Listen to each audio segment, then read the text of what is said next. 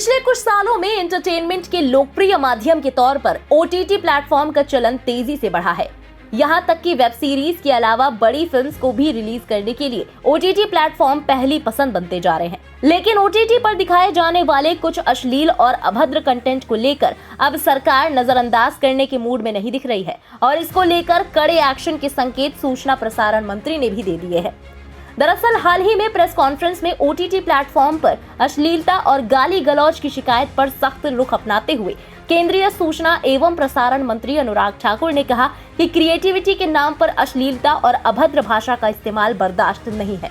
सरकार इस प्रवृत्ति को रोकने के लिए कड़ी कार्रवाई करने में नहीं हिचकेगी। उन्होंने आगे कहा कि ओटीटी पर अश्लील सामग्री बढ़ने की शिकायत को लेकर सरकार गंभीर है। अगर इस संबंध में नियमों में कोई बदलाव करने की जरूरत पड़ी तो भारत का सूचना एवं प्रसारण मंत्रालय उस दिशा में भी पीछे नहीं हटेगा। मुझे लगता है ये हाल ही में बहुत शिकायतें हैं ये जो ओटीटी प्लेटफॉर्म्स की बढ़ी हैं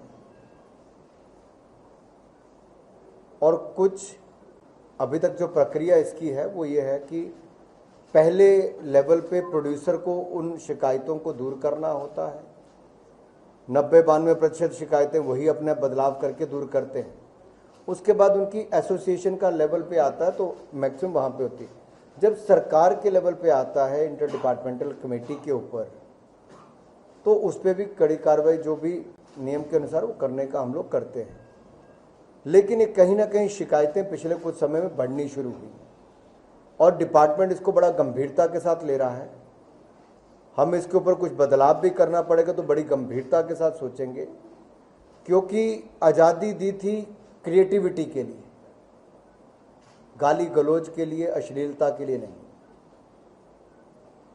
और जब एक सीमा को कोई पार करेगा तो क्रिएटिविटी के नाम पर गाली गलौज, असभ्यता ये स्वीकार नहीं हो सकती।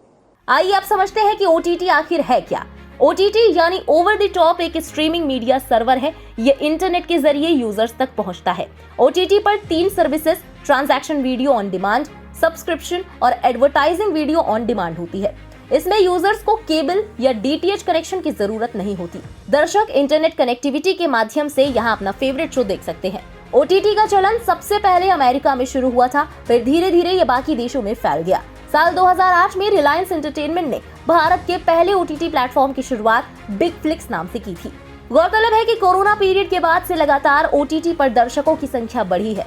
ओटीटी अभी सेंसर बोर्ड जैसे बंधनों से मुक्त है। ऐसे में धड़ल्ले से बोल्ड सीन से लेकर गाली गलौज वाले सीन्स वाली वेब सीरीज और फिल्में यहाँ बड़ी संख्या में मौजूद है। हालांकि इसे लेकर भी लोगों के 2 तरह के मत हैं। एक पक्ष का मानना है कि कुछ प्लेटफॉर्म को क्रिएटिविटी के लिए आजाद रखना चाहिए, जहां कोई सीमा नहीं होनी चाहिए। फिल्मों के सेंसर बोर्ड की कैची पर कई बार विवाद भी होते रहे हैं।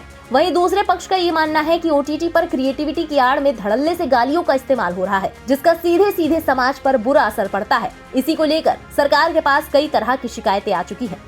फिलहाल इस खबर के बारे में आपका क्या कहना है, कमेंट में लिखकर अपनी राय जरूर बताएं। देश और दुनिया की बाकी बड़ी और अहम खबरों के लिए सब्सक्राइब करना ना भूलें इंडिया पब्लिक खबर के यूट्यूब चैनल को और बेल आइकन दबाएं ताकि चैनल से जुड़ी सारी लेटेस्ट अपडेट्स आप तक वक्त से पहुंच पाएं।